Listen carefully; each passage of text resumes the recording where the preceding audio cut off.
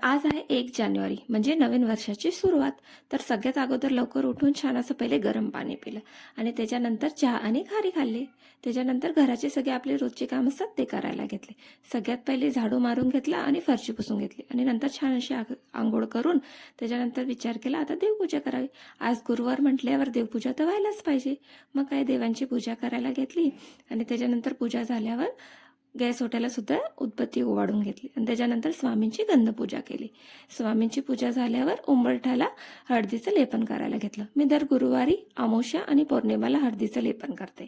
हळदीचं लेपन झाल्यावर त्याच्यावर छान अशी रांगोळी काढून घेतली आणि त्याच्यानंतर कळसमध्ये पाणी पण ठेवलं. कळसाच्या अवतीभोवती सुद्धा रांगोळी काढून एक दिवा लावला आणि त्याच्यानंतर तुळशीची पूजा करून घेतली आणि त्याच्यानंतर जेवणाची तयारी करायला घेतली.